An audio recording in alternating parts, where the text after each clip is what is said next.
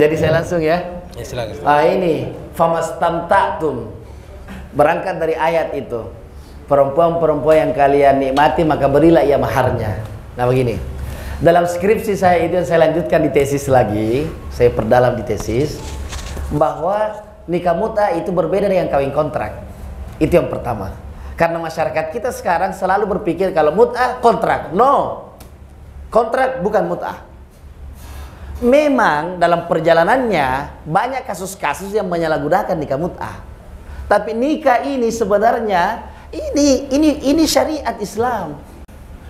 Dan ayat mut'ah tidak pernah dimansuk, dihapus sampai wafatnya Rasulullah. Nah, pada masa Khalifah kedua Sayyidina Umar bin Khattab, Sayyidina Umar lah yang memutus ini mut'ah. Karena waktu itu ada kasus, ada penyelewengan kasus. Umar marah, kata Sayyidina Umar, ada dua mut'ah di masa Rasulullah yang halal dan hari ini saya haramkan untuk selama-lamanya. Yang pertama mut'ah haji tamattu. Buktinya kita orang Indonesia masih tamattu toh. Dan yang kedua mut'ah pernikahan. Saya akan jelaskan sedikit. Apa itu nikah mut'ah? Yang menikah. Sama aja nikah kita ini yang istri kita nikah daim.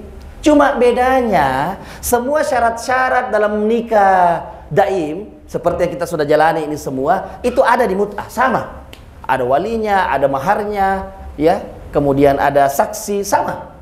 Cuma bedanya pada saat ijab kabul di situ ada keterus-terangan berapa lama kita bersama.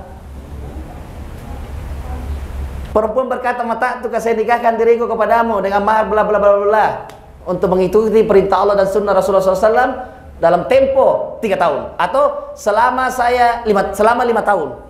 Itu aja bedanya. Ada keterus-terangan.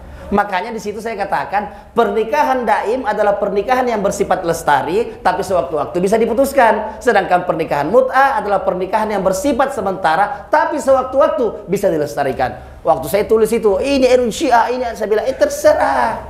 Kita bicara ilmu. Ini bodoh kita sekarang karena selalu mau di kota-kota. Justru yang menuding Syiah, yang menuding ini mut'ah haram banyak pelakunya. Tidak usah saya bocorkan semua soal. Banyak saya punya wawancarai, Pak. Halal. Logika sederhana, logika hukumnya tidak mungkin Kepres, keputusan presiden dimentahkan oleh keputusan menteri. Bagaimana ceritanya? Tidak mungkin ketetapan MPR dimentahkan oleh Kepres. Tidak mungkin. Ini hukum Allah dan Rasulnya ini loh. Tidak pernah hapus. Bahkan Imam Bukhari berkata, saya heran dengan ini hukum, kata Imam Bukhari. 17 kali bolak-balik halal haram, halal haram, halal haram. Kok bisa begitu? Nah, saya mau kasih bukti. Asma, ini lama-lama saya dipanggil ini sebentar kalau saya nonton. Atau diadili ormas-ormas radikal ini. Sayyidina Asma binti Abu Bakar menikah mut'ah dengan Zubair bin Awam. Maka lahirlah anak Abdullah bin Zubair, anak hasil mut'ah itu. Itu saya tunjukkan data-data itu semua. Sekalipun berisiko kita dibully, kita bahkan ada masjid yang mencoret nama saya dari jadwal khatibnya. Tapi kan kebenaran harus disampaikan. Benar adalah benar. Benar itu bukan di mana dia berada, tapi benar adalah kebenaran. Dimanapun dia berada, dia tetap kebenaran. Mau sunni, mau syiah. Saya ini la sunnah wala syiah, la NU wala Muhammadiyah. Anak Ibnul Islam.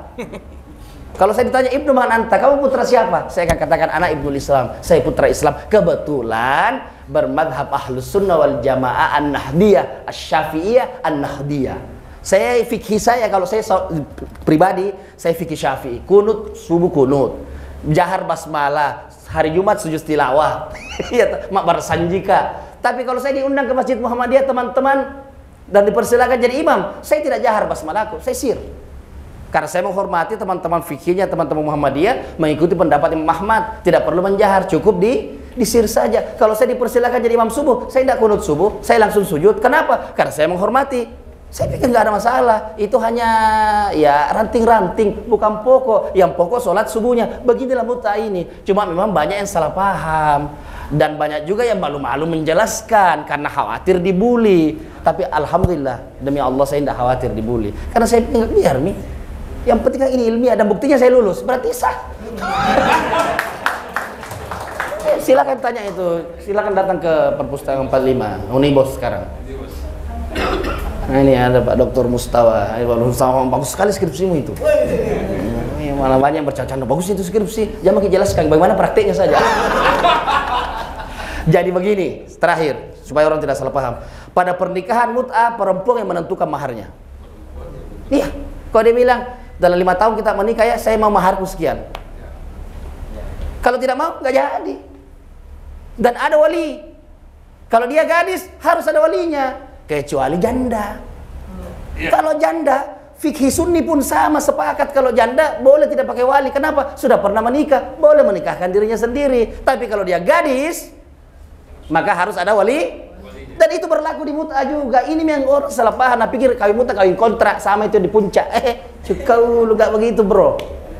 Justru saya menampilkan ini hukum apa adanya agar orang tidak menyalahpahami. Dan saya pikir ini solusi, Pak. Malah itu solusinya. Daripada kita biarkan anak-anak kita pacaran, konsep pacaran, dibonceng kita punya anak, dibawa nonton. Haram itu. Lebih baik dia mut'ah. Kalau dia belum sanggup nikah yang besar-besaran, aduh, tidak bisa ditahan. Sini, menikah kok. Sampai batas, sampai kapan batasnya? Sampai selesai kau kuliah, lamar anakku. Untuk aman, tapi bisa dipersyaratkan. Jangan sampai hamil dulu ya, misalnya. Ini kan teknis, ini saya pikir itu. Teknis. Serius. Mohon maaf ini Pak ya, ada yang kontra silahkan. Dan kami bisa tunjukkan data-datanya. Memang ada yang bilang haram itu dihapus dalil data ini, tapi ini menganga ini terang benderang ini. Dan saya meneliti, menganalisa yang mengatakan haram hanya sentimen mazhab saja. Iya, sentimen mazhab. Karena kebetulan fikih ini dipopulerkan oleh orang-orang Syiah. Isna Asy'ariyah Imamiyah yang ada di Iran sana. Profesor Amin Rais, bisa tanya Prof. Basri Hasanuddin, pernah 3 tahun duta besar di Iran. Susah nikah mut'ah di Iran. Pak Amin Rais cerita, dia coba mau mut'ah di sana. Kalian dari Teheran ke Mashhad kemana, tidak pernah bisa. Karena di sana itu ketat sekali. Bahkan dibuatkan lagi aturan. Saya misalnya di Makassar, tidak bisa saya nikah mut'ah di Makassar. Kecuali saya ada dinas, terbang ke Sumatera misalnya, boleh saya mut'ah di Sumatera. Jadi saya pikir kalau kita legowo ini, malah itu saran saya. Ini menjadi salah satu, apa itu istilahnya, hukum ya. Salah satu bentuk upaya hukum agar anak-anak kita terhindar dari bentuk perzina. Dan kata Sayyidina Ali bin Abi Thalib, kalau ada orang, jika sekiranya Sayyidina Umar tidak mengharamkan mut'ah, kata Imam Ali, maka tidak akan ada orang yang berzina kecuali orang yang tidak punya akal. Bayangkan ini perseteruan sahabat di masa lalu. Kita harus jujur berbicara, ada perseteruan. Itulah berimplikasi lahirnya 2 madhab besar di dalam Islam. Tapi kalau kita jujur begini kan banyak orang khawatir karena dibully. Tapi sekali lagi, kita bolehlah berdiskusi apa adanya di kitab-kitab sunni. Saya hanya meneliti kitab-kitab sunni. Di situ dijelaskan tentang dalil-dalil mut'ah itu. Dan mau diuji validitas, kekuatan ya antara yang mengharamkan dan yang menghalalkan, demi Allah lebih kuat yang menghalalkan. Cuma sayang banyak ulama yang tidak mau jujur karena ada yang dia jaga. Boleh jadi kepentingannya atau apanya atau kepopuleran. Kalau saya biar bisa tak kalah misalnya kodong. Maka saya mencoba. Saya ini bilang bagaimana kau ini tidak bisa. Saya bilang Pak, justru kan katanya kalau itu skripsi harus kita gali dari nilai-nilai yang ada, kasus-kasus yang terjadi di masyarakat. Ini fenomena. Nah di Makassar ini mulai marak. Saya lihat. Maka saya harus menggali ini, membuktikan ini benar atau tidak. Kalau tidak benar ya kita kampanyekan, jangan bikin begitu. Kalau benar ya. Nah, saya adulah dengan konsep pacaran. Yang haram itu pacaran, perzinahan itu. Pacaran itu perzinahan terselubung. Saya pikir itu, Pak. Jadi sekali lagi, hukum pernikahan mut'ah yang ada di daim, ada juga di mut'ah. Syarat-syaratnya dan rukun-rukunnya, satunya bedanya, keterus-terangan. Jadi sekali lagi saya ulangi, pernikahan daim adalah pernikahan yang bersifat lestari, tapi sewaktu-waktu bisa diputus. Dan pernikahan mut'ah adalah pernikahan yang bersifat sementara, tapi sewaktu-waktu bisa dilestarikan. Dan sudah banyak bukti-bukti orang yang menikah mut'ah akhirnya daim dan mayoritas. Tapi memang kita tidak menutup mata, banyak yang menyalahgunakan. Ya, makanya di Iran sendiri yang katanya negara Syiah dan bermadhab Syiah itu mut'ah nggak sembarang. Memang banyak di YouTube berseliweran itu beredar itu fitnah, hoax besar itu terhadap Republik Islam Iran. Bisa tanya langsung kepada Profesor Basri Hasanuddin yang pernah dubes 3 tahun di Iran. Saya pikir dan bertanya langsung. Makanya kalau mau bertanya soal-soal begitu, datanglah kepada ahlinya. Soal Syiah datang kepada orang Syiah, jangan bertanya Syiah kepada orang Sunni misalnya, mana dia mau mengerti. Mau bertanya tentang saya, datang kepada orang tua saya, datang kepada istri saya, bagaimana itu Erwin? Kepada orang dekat, jangan orang yang tidak suka saya, pasti saya jelek.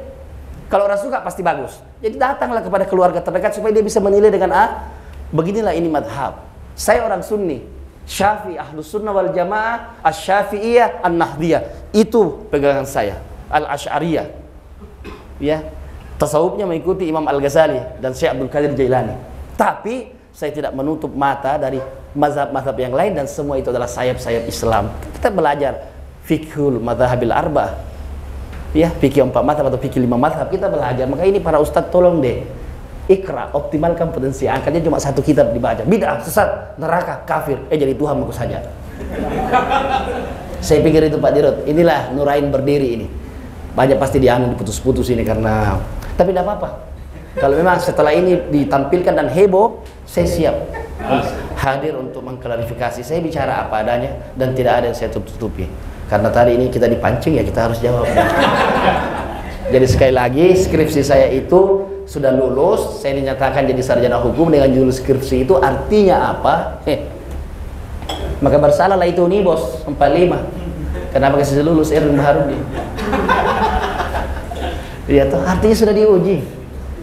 Ya sudah diuji. Dan banyak lagi ulama-ulama sebenarnya, dan buku-buku, kitab-kitab yang membahas itu. Cuma malu-malu kucing orang baca. Sekalipun praktek-praktek tonji. Saya pikir itu ya. Terima kasih. Assalamualaikum warahmatullahi wabarakatuh. Satu lagi ya, satu lagi. Oh maaf. Apa tadi itu pertanyaannya, gara-gara muta ini kita. Begini. Komitmen janji. Begini. Ada amal jariah dan ada pasangannya namanya dosa jariah. Salah satu bentuk dosa jariah itu saya menjanjikan kepada seorang, misalnya ada perempuan saya pacari, ya toh, saya pacaran misalnya 5 tahun, ku apa-apain anak-anak orang, ya terjadilah sesuatu misalnya seperti itu, Allah mohon maaf ini, ya kemudian saya tidak menikah dengannya, maka selama anak ini tidak memaafkan saya dan saya tidak minta ampun kepada Allah, Allah mengampuni ini anak tidak maafkan, selama itu dosa saya mengalir. Sekalipun saya mati, dosa tetap mengalir. Itu yang disebut dosa jariah. Jadi ada itu dosa jariah. Jadi jangan coba-coba janji janda. Iya, karena kapan itu terjadi, maka terjadilah dosa. Nah, makanya menikah solusinya Islam adalah menikah. Saya pikir itu ya. Saya pikir itu. Komitmen. Itulah ijab kabul. Saya pikir. Terima kasih.